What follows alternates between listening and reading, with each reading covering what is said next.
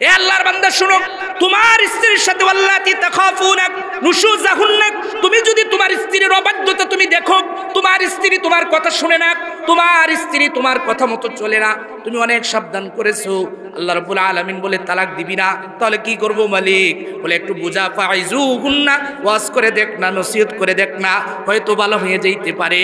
আল্লাহ রাব্বুল আলামিন নারী জাতিকে আবেগময় করে বানিয়েছেন, তারা বড় আবেগী, অভিভাবে তারা নরম দিলওয়ালা। তাদের সামনে যখন আপনি ওয়াজ করবেন, নসিহত করবেন, তা আমরা যত সহকারে, আমরা যত দ্রুত তাড়াতাড়ি ওয়াজ গ্রহণ করতে পারি, নারী জাতি এর থেকে আরো দ্রুত ওয়াজ গ্রহণ করে। এজন্য আল্লাহ বলেন শুনো, প্রথমেই তুমি তালাক দিবা না, তাহলে কি করবো? বলে ওয়াজ করবা, ফাইজুহুন্না, তাদেরকে বুঝাইবা, এই শুনো, তুমি সবকিছু ছেড়ে দিয়ে আমার ঘরে আসলা, সবকিছু ছেড়ে দিলা, তোমাকে আমি আমার সন্তানের মা বানাইলাম, তুমি আমার সন্তানের মা, তোমার সাথে আমি যুগ যুগ ধরে বসবাস করতে চাই। এই দুনিয়ার জমিনে বিয়ের উদ্দেশ্য শুধু দুনিয়ায় বুক করার জন্য নয়, স্ত্রীরে জান্নাতে আমি তোমার সাথে থাকতে চাই, আমি চাই তোমার সাথে সম্পর্কটা আমার যতদিন বেঁচে থাকবো টিকে থাকুক। এভাবে ওয়াজ করে বুঝাইবেন, আপনি তাকে বুঝাইবেন স্বামীর হক।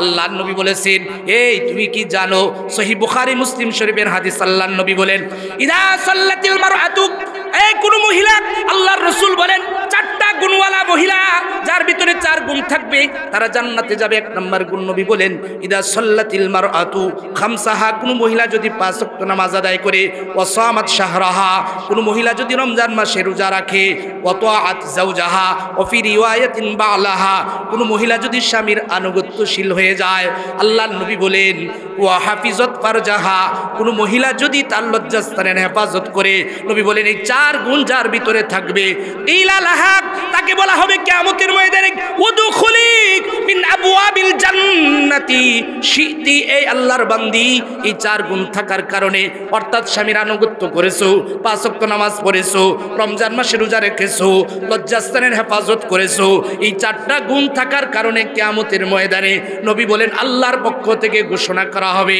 তুমি জান্নাতের 8টা দরজার যে কোনো দরজা দিয়ে প্রবেশ করো, তোমার যে দরজা মন চায় ওই দরজা দিয়ে জান্নাতে প্রবেশ করতে পারবে।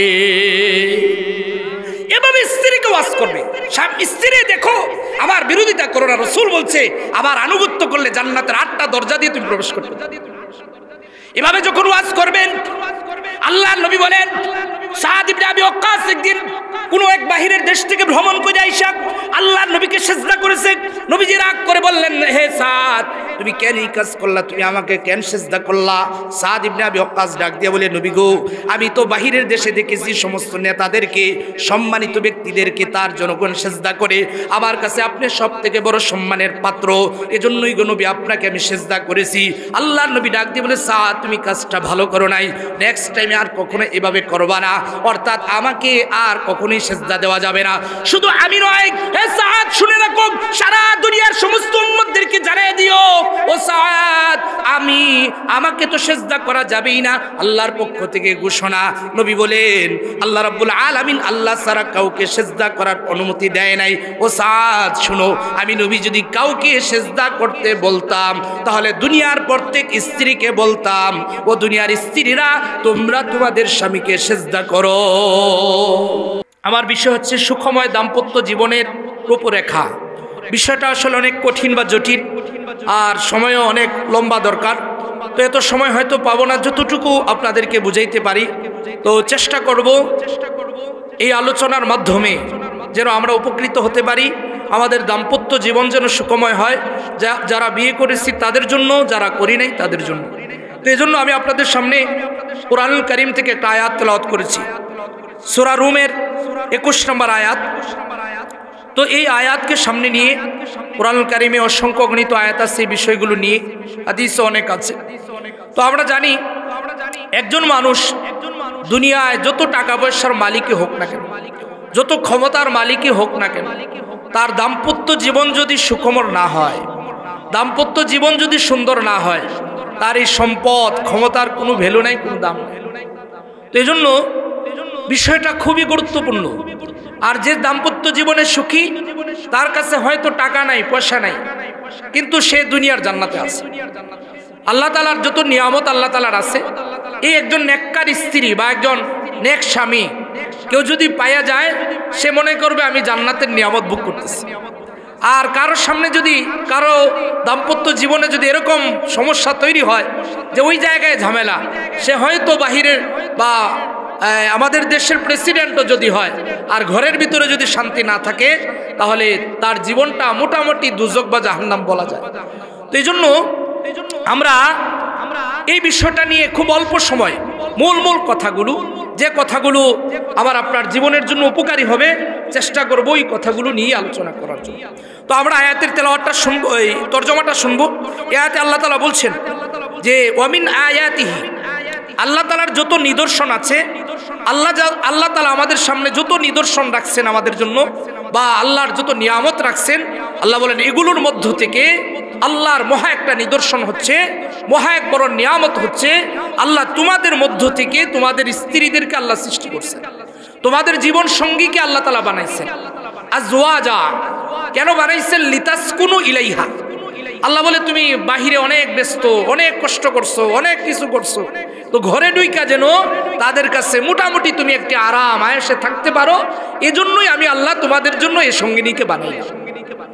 এরপর আল্লাহ বলেন ওয়াজআলা বাইনাকুম মাওয়াদ্দা ওয়া রাহমা, তোমাদের মধ্যে আমি আল্লাহই প্রেম ভালোবাসা তৈরি করে দিলাম, তোমাদের ভিতরে দয়া মায়া মহব্বত আমি আল্লাহই তৈরি করলাম। এই যে একটা বন্ধন, এই যে একটা প্রেম ভালোবাসা স্বামী স্ত্রীর মধ্যে, আল্লাহ বলেন ইন্না ফি যালিকা লাআয়াত লিকাউমি ইয়াতাফাক্কারুন, একটা চিন্তাশীল সম্প্রদায়ের জন্য, একদল যারা গবেষণা করে তাদের জন্য এই সম্পর্কের মধ্যেই আমি আল্লাহ অনেক অনেক নিদর্শন রেখে দিয়েছি। তো এই জন্য আল্লাহ এটাকে একটা বড় নিদর্শন বলে আল্লাহ কোরআনে ঘোষণা করছেন। তো এই জন্য এই দাম্পত্য জীবনে একজন মানুষ যদি সুখী হইতে চায়, স্বামী স্ত্রী দুইজনের মিলে কিছু করণীয় আছে, আবার স্বামীর জন্য কিছু করণীয় আছে, স্ত্রীর জন্য কিছু করণীয় আছে। এই কাজগুলো যদি আমরা আলাদাভাবে বুঝে, ইসলাম যে হক বা দায়িত্ব আমাদের উপরে স্বামী স্ত্রীর মধ্যে সম্পর্ক টিকিয়ে রাখার জন্য আমাদের যে দায়িত্ব দিয়েছে, প্রত্যেকেই যদি আমরা আমাদের দায়িত্বগুলো সঠিকভাবে পালন করতে পারি, আল্লাহ রাব্বুল আলামিন এই দাম্পত্য জীবনটা হয়তো খাবার থাকবে না, ঘরে আমার অভাব চলবে, এরপরও মনে হবে আমি দুনিয়ার জান্নাতের মধ্যে আছি। তো এই জন্য আমরা অল্প সময়ে আমাদের কার কি হকগুলো আছে, একজন স্বামীর কি হক আছে, একজন স্ত্রীর কি হক আছে, বলছি আগেই হুজুর যেহেতু চলে আসছেন, সময় এত পাবো না, আমি মোটা কথাগুলো একজন মানুষের জন্য যা করণীয়, যা বর্জনীয়, যা আমাদের এই দাম্পত্য জীবনকে সুখী রাখার জন্য, আমি শুধু ওই হেডলাইনগুলোর আকারে অল্প সময় আপনাদের সামনে কথা বলার চেষ্টা করব। 1 নম্বর, সুখী দাম্পত্য জীবন আমরা যদি গড়তে চাই, আমরা যদি চাই আমাদের দাম্পত্য জীবনের মাধ্যমেই দুনিয়ায় শান্তি উপভোগ করতে, জান্নাতের নিয়ামত ভোগ করতে, তাহলে একজন পুরুষের জন্য করণীয় হবে 5টা। কয়টা ভাই? একজন স্বামী বা একজন পুরুষ যারা বিয়ে করছি বা করব, আমি যখন স্বামী হয়ে যাব, আমার দাম্পত্য জীবন সুখময় করার জন্য 5টা দায়িত্ব আমাকে অবশ্যই পালন করতে হবে। 1 নম্বর, একজন আরেকজনকে ছাড় দেওয়ার মানসিকতা থাকতে হবে। আমরা কথায় কথায় যদি বলবো যে কোনো ছাড় নাই, 19-20 হইলেই শুরু হয়ে যায় মারধর, হাঙ্গামা, গেঞ্জাম, এটা থাকলে আমার দাম্পত্য জীবন সুখময় হবে। একজন আরেকজনকে ছাড় দিতে হবে, মানুষ মাত্রই ভুল হবে। পয়গম্বর আদম আলাইহিস সালামকে আল্লাহ তাআলা এত সতর্ক করছেন, ওয়ালা তাকরাবা হাদিহিশ শাজারা, এই গাছের কাছে আপনি যাবেন না, গেলে আপনি ক্ষতিগ্রস্ত হবেন। এরপরও আল্লাহ তাআলা ওনার মাধ্যমে একটা সমস্যা তৈরি করে আল্লাহ এটাই শিখাইলেন, মানব জাতি মাত্রই ভুল হবে, তুমি আদমের সন্তান হবে আর তোমার ভুল হবে না, এটা হইতে পারে না। এজন্য স্বামী স্ত্রী একসাথে চলতে গেলে সমস্যা তৈরি হবে। সামান্য সমস্যাকে সামনে নিয়ে আইসা সংসার ভেঙে দেওয়া, সংসার তছনছ করে দেওয়া, স্ত্রীর গায়ে আঘাত করা, স্ত্রীকে চাপের উপরে রাখা, এই কাজগুলো করা যাবে না। একজন স্বামী যদি ছাড় দেওয়ার মানসিকতা নিয়ে চলতে পারে, তাহলে তার দাম্পত্য জীবন সুখী হবে। সংক্ষিপ্ত আকারে বললাম। 2 নম্বর, ঝগড়া করা যাবে না। আজকে আমাদের সংসারগুলোতে সকাল বিকাল ঝগড়া, এটা বড় মারাত্মক এক অপরাধ। শয়তান সহিহ মুসলিম শরীফের হাদিসের মধ্যে আছে, সরকারে দু আলম নবী, দু জাহানের বাদশা নবী আরবি মুহাম্মদুর রাসূলুল্লাহ সাল্লাল্লাহু আলাইহি ওয়াসাল্লাম ডাক দিয়া বলেন, দুনিয়ার উম্মতেরা শোনো, শয়তান প্রতিদিন তার একটা সিংহাসন সাগরের উপরে সমুদ্রের উপরে কায়েম করে ওই জায়গায় বসে বসে সন্ধ্যাবেলায় শয়তান তার অনুসারীদের থেকে প্রত্যেক থেকে সে তার জবাবদিহিতা নেয় যে আজকে তুমি কি কাজ করেছো। এক শয়তান দাঁড়ায় বলে একজনকে আমি সুদ খাওয়াইছি, আর একজন দাঁড়ায় বলে আমি একজনকে মিথ্যা বলাইছি, আর একজন দাঁড়ায় বলে আমি একজনকে মাপে কম দেওয়াইছি, আর একজন বলে আমি আরেকজনের আইল কাটায় এনেছি। এভাবে শয়তান প্রত্যেকেই তার যার যার সে সারাদিনে যে খারাপ কাজগুলো মানব জাতিকে দিয়ে করিয়েছে এভাবে শয়তানের লিডার বা নেতার সামনে বলতে থাকে, কিন্তু শয়তানের লিডারকে খুশি করতে পারে না। হঠাৎ করে একজন দাঁড়ায় বলে, হ্যাঁ লিডার, আজকে আমি এমন একটা কাজ করেছি, স্বামী স্ত্রীর মধ্যে ঝগড়া লাগাইয়া দিছি, আর ওই ঝগড়া লাগাইয়া এমন ভাবে পরিস্থিতি দাঁড়িয়ে গেছে, এবার স্বামী তাকে ডাক দিয়া বলে, বউরে তুই যেহেতু আমার সাথে এরকম ঝগড়া করিস আর তোকে আমি আমার ঘরে রাখতে চাই না, তোকে তালাক দিয়ে দিলাম। শয়তান বলে, সাব্বাস বেটা, তুই তো একটা কাজের কাজ করেছিস। অর্থাৎ শয়তান ঝগড়া লাগাইয়া স্বামী স্ত্রীর তালাক দেওয়ানোর কারণে শয়তান হাজার অপরাধ শুনে খুশি হয় না, এই অপরাধের কারণে ওই শয়তানকে পুরস্কৃত করে এবং খুশি হয়ে যায়। ঝগড়া লাগলে শয়তান খুশি হয়, আর এই ঝগড়ার মাধ্যমেই তালাক হয়। আজকে বলছিলাম তালাক ঘরে ঘরে আসছে কেন? এই শুধু একটা কারণে, ঝগড়ার কারণে। হঠাৎ করে স্ত্রী বলছে তর্ক করবো না, স্বামী ডাক দিয়ে বলে, যা তোরে আমি তালাক দিয়ে দিলাম। বলে কথায় কথায় এরকম তালাক হচ্ছে কিনা বলেন? আমাদের সমাজে তালাক হয় কিনা? কিন্তু একটা সময় ছিল আমাদের যারা এরকম মুরব্বী যারা আছেন, স্ত্রীদেরকে কখনোই তারা তালাক বলে নাই। স্ত্রীরাও এরকম নির্যাতন সহ্য করেছে, স্বামীর নির্যাতন সহ্য করে তারপরও তারা এত সহ্য করে সংসার করেছে, তালাক স্বামীর কাছে চায়ও নাই, আবার স্বামীও স্ত্রীকে তালাক দেয় নাই। আজকে কথায় কথায় তালাক হয়, হুজুরের কাছে মাসালা জিজ্ঞাসা করতে যায়, হুজুর বলে তালাক হয়ে গেছে। এরপরও দেখা যায় ওই স্বামী স্ত্রী দুইজন মিলে সংসার করতেছে। আল্লাহর নবী বলেন, এ দুনিয়ার উম্মতেরা শুনো, কিয়ামতের আগ মুহূর্তে দুনিয়ার জমিনে যারও সন্তান বেড়ে যাবে, এত পরিমাণ যারও সন্তান হবে। নবীকে জিজ্ঞাসা করা হলো, ইয়া রাসূলুল্লাহ, এত যারও সন্তান বাড়ার কারণ কি গো নবী? আল্লাহর নবী বলেন, একজন স্বামী স্ত্রী দুইজনের বৈধ সম্পর্ক চলতেছিল, হঠাৎ করে স্বামী স্ত্রীকে তালাক দিয়ে দিছে। তালাক দেওয়ার পরে স্ত্রী হুজুরের কাছে মাসালা জিজ্ঞাসা করেছে, হুজুর বলেছে তালাক হয়ে গেছে, এরপরও সংসার করতে থাকবে, আর ওই সংসারের মাধ্যমে যত সন্তান দুনিয়ার জমিনে জন্ম হবে, নবী বলেন এভাবে দুনিয়ার জমিনে কিয়ামতের আগে যারও সন্তান বেড়ে যাবে। ঝগড়ায় তালাক গোটাইয়া এভাবে আবার সংসার। ভাইরা আপনারা গ্রামে থাকেন জানেন না, ঢাকা শহরের ইমাম প্রতিদিন এরকম একটা দুইটা মাসে কয়েকটা তালাকের মাসালা আসে। হুজুর স্ত্রীকে রাগের মাথায় তালাক দিয়ে দিছি। তালাক কি খুশিতে দেয় না রাগে দেয়? বলেন, সবাই বলেন তো। তালাক তো রাগেই দিবেন, কিন্তু শরীয়তের বিধান ছিল তালাক রাগে হবে না। তাহলে হুজুর কেমনে দেব? আল্লাহ রাব্বুল আলামিন সূরা নিসার মধ্যে বলেন, ফাঈদুহুন্না ওয়াহজুরুহুন্না ফিল মাদাজি'। এ আল্লাহর বান্দা শুনো, তোমার স্ত্রীর সাথে আল্লাতি তাখাফুনা নুশুজাহুন্না, তুমি যদি তোমার স্ত্রীর অবাধ্যতা তুমি দেখো, তোমার স্ত্রী তোমার কথা শুনে না, তোমার স্ত্রী তোমার কথা মতো চলে না, তুমি অনেক সাবধান করেছো, আল্লাহ রাব্বুল আলামিন বলে তালাক দিবি না, তাহলে কি করব মালিক? বলে একটু বুঝা, ফাইজুহুন্না, ওয়াজ করে দেখ না, নসিহত করে দেখ না, হয়তো ভালো হয়ে যাইতে পারে। আল্লাহ রাব্বুল আলামিন নারী জাতিকে আবেগময় করে বানিয়েছেন, তারা বড় আবেগী, অভিভাবে তারা নরম দিলওয়ালা। তাদের সামনে যখন আপনি ওয়াজ করবেন, নসিহত করবেন, তা আমরা যত সহকারে, আমরা যত দ্রুত তাড়াতাড়ি ওয়াজ গ্রহণ করতে পারি, নারী জাতি এর থেকে আরো দ্রুত ওয়াজ গ্রহণ করে।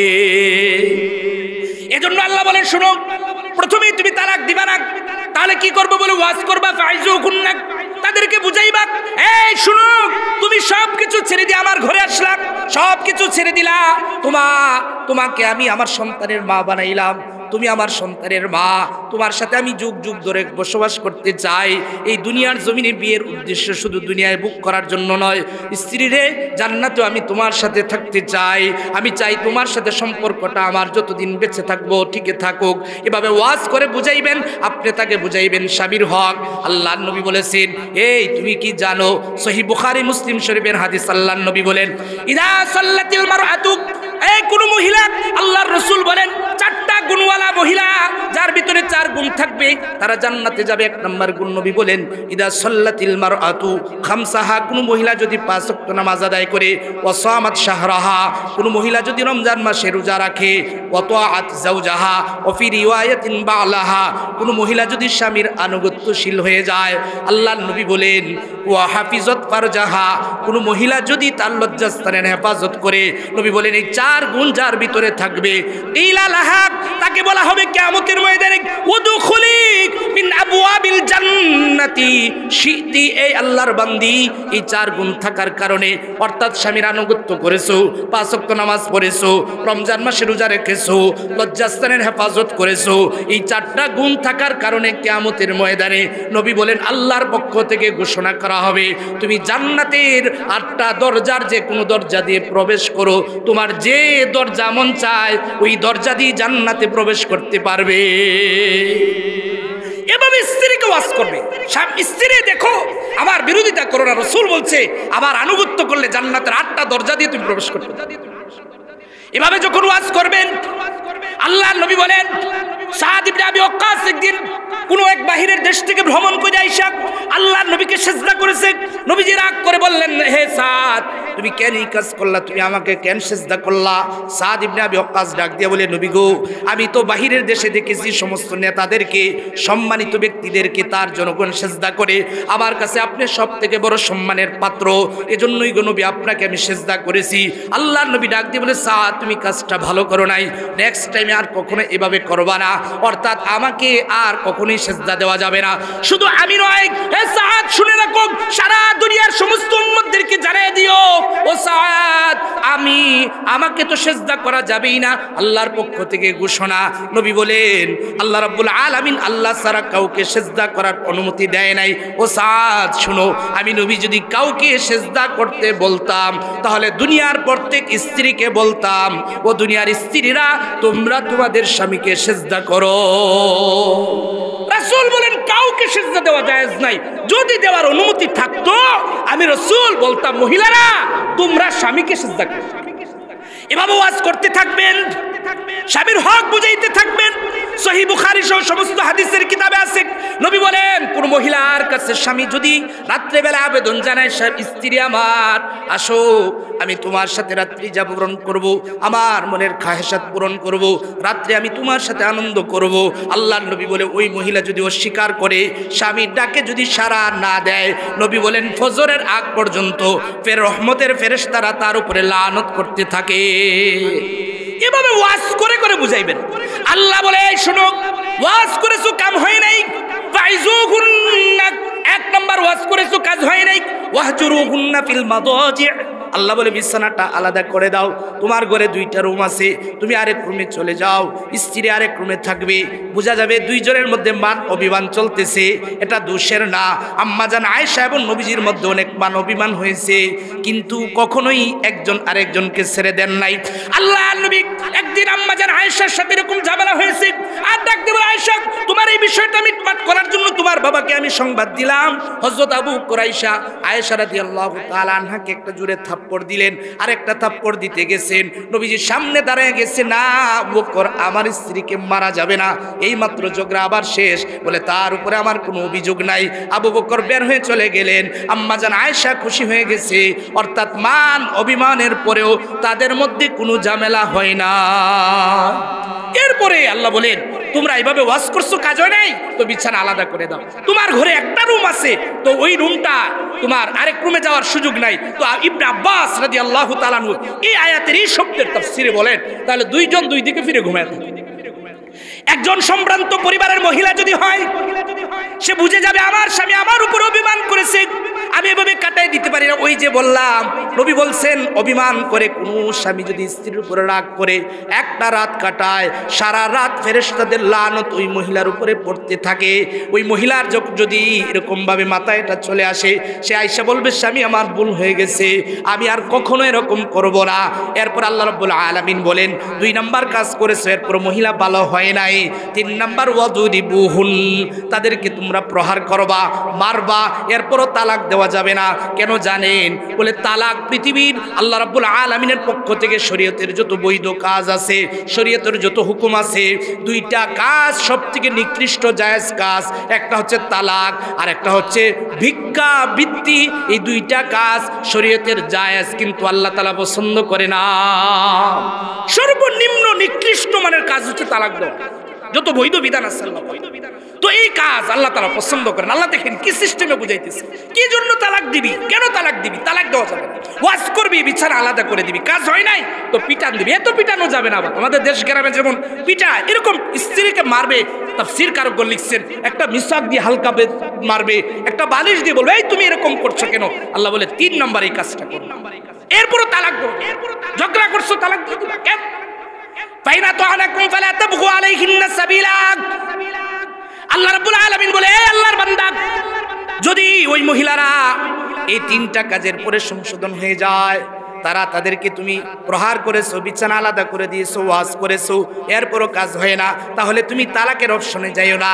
তাদের ব্যাপারে অন্য কিছু তুমি ভেবো না। এই 3 কাজ করার পরেও যদি মহিলারা ঠিক না হয়, আল্লাহ বলে ওয়া ইন খিফতুম শিকাকা বাইনিহিমা ফাবআতু হাকামান মিন আহলিহি ওয়া হাকামান মিন আহলিহা ইউরিদা ইসলাহান ইউফিকিল্লাহু বাইনাহুমা। আল্লাহ বলে 4 নম্বর কাজ হচ্ছে না, স্ত্রী তোমার সাথে সংসার করতে চায় না, সে তোমার কথা মানতে চায় না। এবার তার পরিবারের মধ্য থেকে একজন বিচারক, তোমার পরিবারের মধ্য থেকে একজন বিচারক, 2 জন নিয়ে এবার সংশোধন করার জন্য বৈশা যাইবা। যদি বিচারকরা 2 জনের মধ্যে সংশোধন করে দিতে পারে, আল্লাহ রাব্বুল আলামিন তোমাদের ভিতরে কল্যাণের তৌফিক দান করে দিবে। এরপরে দেখেন আল্লাহ তালাক দিতে দেবে। মিলে না, 3 কাজ করছো, তাকে তুমি বুঝাইছো, বুঝে না, মার দিছো, বুঝে না, বিছানা আলাদা করে দিছো, বুঝে না। এবার 2 পক্ষের মুরব্বী বৈশা বুঝাবে। এরপরে যদি না বুঝে 4 নম্বর অপশনে যাইয়া তুমি একটা তালাক দিবে। তারপরে মাথাটা যখন ঠান্ডা হবে, হুজুরকে বলা লাগবে না, হুজুর মাথা গরম ছিল, তালাক 3টা দিয়ে দিছি, এবার বলেন হুজুর কি আছে, হুজুরের কাছে আর কিছু আছে? 3 তালাক দেওয়ার পরে হুজুরের কাছে কিছু নেই। এবার যায় আরেক হুজুরের কাছে, হুজুর দেখেন না কিছু আসেনি। শরীয়ত কি হুজুরের নিজের পক্ষ থেকে বানানো না আল্লাহর পক্ষ থেকে? বলেন আল্লাহর পক্ষ থেকে না নিজের? এবার হুজুরের কিছুই থাকে না, একটা তালাক দিচ্ছেন, এবার মাথায় হুশ ফিরে আসছে, আরে কি করলাম? যে আমাকে সন্তানের মা বানাইলো, যে আমাকে সন্তানের বাবা বানাইলো, যে আমাকে তার আদরের বাবা ছেড়ে দিয়ে চলে আসলো, আদরের মা ছেড়ে দিয়ে যে আমার কাছে চলে আসলো, তার সব কিছু ছেড়ে দিয়ে আমার কাছে থাকে, আমি কাজটা করলাম কি? এবার হুজুরের কাছে যায়, হুজুর তালাক তো একটা দিয়েছি।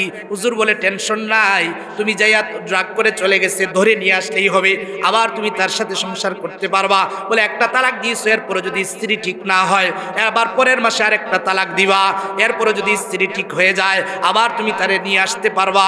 এরপরও যদি ঠিক না হয়, ওই মহিলা কোশ্চিন কালেও ঠিক হবে না। বলে এই স্ত্রী আর রাখার দরকার নাই, এবার ঘোষণা দিয়ে 3 তালাক দিয়ে দিলাম। বিবি তুই তোর পথ ধর, আমি আমার পথ ধরলাম। ইসলামের এই বিধান যদি আমাদের ভিতরে থাকে, তাহলে ঝগড়া ফাসাদ হলেও আমাদের ভিতরে তালাক শব্দ আসবে না। ভাই 2 নম্বর বলছি যে আমার স্বামীদের কর্তব্য হলো স্ত্রীর সাথে ঝগড়া করা যাবে না। যদি ঝগড়া করি তাহলে এটা ওই যে শয়তান আমাকে তালাক পর্যন্ত নিয়ে যাবে। এরপরে গিয়ে দেখেন, আপনার সমাজেও খবর নেন, আমরা ঢাকায় অ্যাভেলেবেল দেখি, তালাক দিছে আবার এই বউরি লেখেছে, জিনার গুনাহ হচ্ছে, সন্তান জন্ম হবে, যারও সন্তান হবে। এই জন্য তালাক এটা খামখেয়ালি কথা, বিপদ আপদ আসবে, সমস্যা তৈরি হবে, তার সমাধানও আছে। আজকে অভাবের কারণে কেউ আছে যে দেখে এবার স্ত্রীর স্বামীর সংসারে অভাব চলে, এবার বাবা রাখতে চায় না, কার কাছে বিয়ে দিলাম? আরে ভাই, আল্লাহ রসুল বলে তুম কাহুল মারআতু লি আরবাইন, প্রত্যেকটা মহিলার বিয়ে হয় 4টা গুণ দেখে, লিমালিহা ওয়ালি হাসাবিহা ওয়ালি জামালিহা ওয়ালি দীনিহা। আল্লাহর নবী বলেন স্বাভাবিকভাবে কেউ সম্পদ দেখে বিয়ে করে, কেউ বংশ দেখে বিয়ে করে, কেউ সুন্দর দেখে বিয়ে করে। আল্লাহর নবী বলেন ফাসবার বিদাতিদ দ্বীন, তুমি দিনদারিতা দেখে বিয়ে করবা। যদি দিনদারিতা দেখে তুমি বিয়ে করো, তাহলে ওই স্ত্রী যত অভাব তোমার মধ্যে আসুক, যত সমস্যাই তোমার মধ্যে তৈরি হোক, দেখবা ওই দাম্পত্য জীবন সুখময় হবে। কারণ স্ত্রী জানে স্বামীর মাধ্যমে জান্নাত পাওয়া যায়, স্বামীর খেদমত করলে জান্নাত পাওয়া যায়। অভাব হইলেও ওই স্বামীকে ছেড়ে চলে যাবে না। আল্লাহ আল্লাহ নবীর একজন সাহাবী, আল্লাহ নবীর সাহাবী একজন সাহাবী ছিলেন, স্ত্রীর সাথে অনেক মহব্বত, স্ত্রী অনেক ভালোবাসে, স্ত্রীও স্বামীকে ভালোবাসে। দুইজনের এত ভালোবাসা, একদিন স্বামী রাতের গভীরে ডাক দিয়ে বলে, স্ত্রী আমার জন্য এক গ্লাস পানি দরকার। স্ত্রী দৌড়ে চলে গেছে, গিয়ে দেখে ঘরের ভিতরে পানি নাই, দূরে কোথাও পানি আনার জন্য চলে গেছে। রাতের বেলা পানি নিয়ে আইসা দেখে স্বামী ঘুমায় গেছে। এবার চিন্তা করতেছে, আবার যদি স্বামীকে জাগাই, আবার স্বামী রাতে তাহাজ্জুদ পড়ে, তার তাহাজ্জুদের টাইমে আর উঠতে পারবে না। আবার যদি পানি রেখে দিই, স্বামী আবার ঘুম থেকে উঠে পানি চাইবে, তার কষ্ট হয়ে যাবে, জন্য পানি নিয়ে দাঁড়ায় আছে। স্বামীর কিছুক্ষণ পরে যখন ঘুম ভেঙেছে, বলে স্ত্রী দাঁড়ায় আছো পানি নিয়ে? বলে ঘরে তো পানি ছিল না, পানি আনতে গিয়েছিলাম, আপনি ঘুমায় গেছেন। স্বামী খুশি হয়ে গেছে, ডাক দিয়ে বলে, স্ত্রী আমার, তুমি আজকে আমার কাছে যা চাইবা আমি তোমাকে তাই দান করব। স্ত্রী খুশি হইয়া বলে, আমি যা চাই তাই দিবা? বলে হ্যাঁ, আমি তুমি আজকে যা চাইবে তাই দিব। এবার স্ত্রী ডাক দিয়ে বলে, আমি তোমার কাছে তালাক চাই, আমাকে তালাক দিয়ে দাও। স্বামী তো আসমান থেকে ভেঙেছে, আরে স্ত্রী আমাকে তো ভালোবাসে, স্ত্রী আমার জন্য সে কোথা থেকে পানি নিয়ে আসছে, আর সে আমার কাছে এখন তালাক চায়। এবার সাহাবী ডাক দিয়ে বলে, স্ত্রী আমার, এটা কেমন হইল? আমি তোমার কাছে কিছু চাইতে বললাম, তুমি আমার কাছে তালাক চাইলা। বলে তুমি তো বলেছো আমি যা চাই তাই দিবা, আমি তালাক চাই, দিতে হবে, আবার তোমার উপরে দেওয়া ওয়াজিব। বলে আচ্ছা ঠিক আছে, তুমিও তো একজনকে মুরব্বী মানো, আমি একজনকে মুরব্বী মানি, তুমি আল্লাহর হাবিবকে মুরব্বী মানো, আমিও মুরব্বী মানি। আরেকটা শিকার বিষয়, স্বামী স্ত্রীর ভিতরে যদি ঝামেলা হয়ে যায়, মুরব্বী আলেম যিনি থাকেন তার শরণাপন্ন হবেন, দুইজনে মিলে যাবেন, হুজুর তার সাথে আমার মিলতেছে না, তার সাথে আমার ঝামেলা চলতেছে, আপনি একটু মিটমাট করে দেন। দুই সাহাবী, মহিলা সাহাবী এবং পুরুষ সাহাবী মিলে আল্লাহ রসুলের কাছে পরের দিন যায়। রাস্তায় যাওয়ার সাথে সাথে হঠাৎ করে হুঁচট খাইয়া সাহাবীর পায়ের তলা থেকে গোশত খসে পড়ে গেছে, হাড্ডি ভেঙে গেছে। স্ত্রী জড়ায় ধরে বলে, স্বামী আপনি আঘাতপ্রাপ্ত হয়েছেন, আজকে আর রবির কাছে যাব না, পরের দিনও আমরা যাইতে পারবো, চলেন বাড়ি ফিরে যাই। এভাবে চলতেছিল, স্বামী ঘর বটোয়া হয়ে গেছে, তার ইনকাম বন্ধ হয়ে গেছে, করে খাবার নাই, এভাবে চলতেছে। এক বেলা খাবার খাইলে তিন বেলা নাই। স্ত্রী রাতের বেলা ডাক দিয়ে বলে, স্বামী আমার, আমি যে সিদ্ধান্ত নিয়েছিলাম আপনার কাছে আমি তালাক চাই, আজকে আমি ওইটা ফিরিয়ে দিলাম, আমি এটা চাই না, আমি আপনার স্ত্রী হয়ে আপনার খেদমত করতে চাই। নবীর সাহাবী ডাক দিয়ে বলেন, এই স্ত্রী এখন অভাবের সময় চলে, আমি পঙ্গু হয়ে গেছি, যে সময় সুখের সময় ছিল ওই সময় তো আপনি, ওই সময় তো তুমি আমার কাছে তালাক চেয়েছিলা, এখন কেন তুমি তালাক চাও না? স্ত্রী ডাক দিয়ে বলে, স্বামী আমার, আপনার কাছে কোনো বিপদ আসে না, আল্লাহর পক্ষ থেকে যার উপরে বিপদ আসে না সে আল্লাহর নেককার বান্দা হইতে পারে না। আমি মনে মনে ধারণা করেছিলাম আপনার কাছে তো আল্লাহর পক্ষ থেকে কোনো এরকম বিপদ আসে না, মনে হয় আল্লাহ আপনার উপরে নারাজ, যার উপরে আল্লাহ নারাজ তার ঘর আমি করতে চাই না। কিন্তু নবীজির কাছে যাইতে যাইয়া রাস্তায় পইরা যে বিপদ হইল, আল্লাহ বুঝাই দিল, না রে, আমি আমার ওই নবীর সাহাবীর উপরে সন্তুষ্ট আছি, এই যে বিপদ দিয়ে দিলাম এরপরও তুই যাবি না, স্বামী আমার খেদমতের সুযোগ পাইয়া গেলাম, এই অবস্থায় আমি কখনো আমার জান্নাত হারাইতে চাই না। এভাবে নবীর সাহাবীরা জান্নাত পাবার আশায় সাহাবীদের খেদমত করছেন, স্বামীর খেদমত করছেন, যার কারণে তাদের সংসার ভাঙে। আর আজকে ঘরে ঘরে তালাক। তো এই জন্য ভাই বললাম, পুরুষের জন্য 2 নাম্বার কাজ হচ্ছে ঝগড়া করা যাবে না।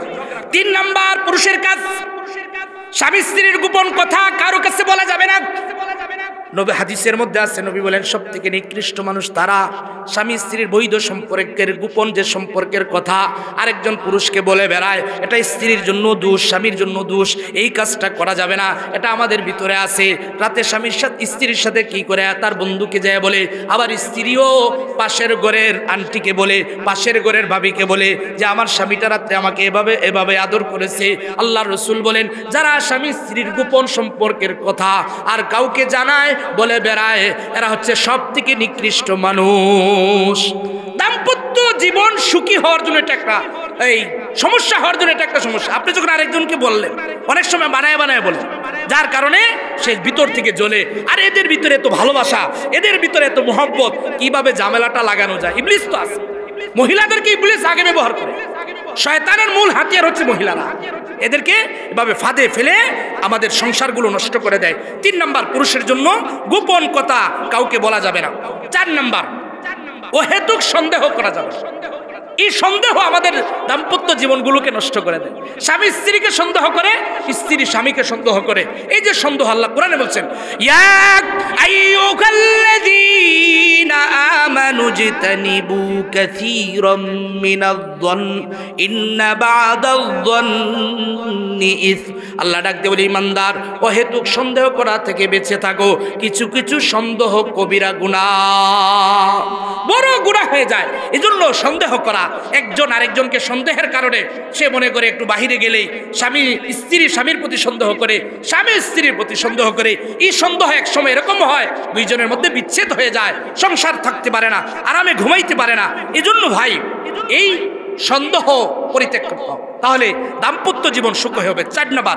5 নাম্বার, আল্লাহর বিধান স্মরণ করাই দিতে হবে যে স্ত্রীর উপরে স্বামীর কি দায়িত্ব আছে, স্ত্রীর কি হক আছে, যেটা আমি আগেই বললাম, ওয়াজ করে বুঝাইয়া দেওয়া। এই আল্লাহর বিধানগুলো যখন তাকে স্মরণ করাই দিবেন, হাজার হোক সে মুসলিম, মুসলমান, জান্নাত, আল্লাহ, জাহান্নাম, এগুলো সে জানে যে আবার একদিন জান্নাত হবে, একদিন জাহান্নাম হবে। সে যখন বুঝবে দুনিয়ার জীবন তো পার হয়ে যাবে কোনো না কোনোভাবে, কিয়ামতের দিন যদি জান্নাত পেয়ে যায়, এভাবে বিধানগুলো স্মরণ করায় দেওয়া। রাতে জাগ্রত হইছেন তাহাজ্জুদের টাইমে, উঠো স্ত্রী উঠো, আমি একটা তাহাজ্জুদ পড়বো, তুমি পড়লে আর একটু ভালো লাগবে। ফজরের টাইমে উঠছেন, চলো দুইজনে একসাথে নামাজ পড়ি। এভাবে আল্লাহর বিধানগুলো, রমজান মাস, চলো রোজা ভাঙা যাবে না। এভাবে যখন আপনি আল্লাহর বিধানের কথাগুলো মনে করাই দিবেন, এই 5টা কাজ একজন স্বামী যখন করবে, তার দাম্পত্য জীবন স্বামীর পক্ষ থেকে সমস্যা হবে না। এটা বললাম স্বামীর কথা। তারপরে একজন স্বামী স্ত্রী মিলে এই 5টা কাজ নারী পুরুষ সবার জন্য। যে 5টা বললাম এটা স্বামীর দায়িত্ব না, এটা স্বামী এবং স্ত্রী দুইজনে এই কাজগুলো করবে। ঝগড়া করে একজন আরেকজনকে ছাড় দিতে হবে।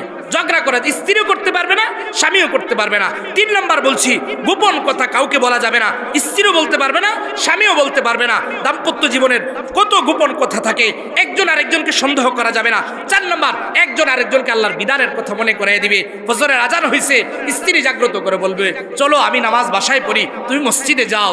রমজান মাস হয়েছে বলে স্বামী যত কষ্টই করো, রমজানের রোজা কিন্তু ভাঙা যাবে না। এভাবে যখন আল্লাহর বিধানগুলো মনে করাই দিবে, স্বামী স্ত্রী মিলে 5টা কাজ যখন করবে, আশা করা যায় তাদের দাম্পত্য জীবন সুখময়। এটা বললাম স্বামী স্ত্রী 5টা। এরপর হচ্ছে 10টা দায়িত্ব একজন স্ত্রীর উপরে থাকবে। একজন স্ত্রীর 10টা কাজ করবে, একজন পুরুষও 10টা কাজ করবে। 5টা দুইজনে মিলে করবে, 10টা পুরুষ আলাদা, 10টা মহিলা আলাদা, টোটাল 25টা দায়িত্ব যদি কেউ পালন করে, তার দাম্পত্য জীবন নষ্ট হবে না, তার দাম্পত্য জীবনে ঝামেলা থাকবে না। তো মহিলাদের বিষয়গুলো আমি খুব অল্প সময়ে বলবো। 1 নাম্বার, মহিলারা ঘরকে শান্তির জায়গা বানায়। স্ত্রী রাতে সন্ধ্যাবেলায় স্বামী ঘরে ফিরেছে, সে অনেক বাহিরে টেনশন করেছে, কাজ করেছে, হয়তো বন্ধু বান্ধবের সাথে ঝগড়া হয়েছে, অফিসের বস তাকে গালি দিয়েছে, যেখানে কাজ করে মালিক গালি দিয়েছে, মনটা খারাপ, টেনশন নিয়ে সে ঘরে ঢুকেছে। ঘরে ঢুকে আবার স্বামী স্ত্রীও শুরু করেছে, কি বাজার আনো নাই, কি করছো সারাদিন, এভাবে তাকে রাগ দেখাইতেছে।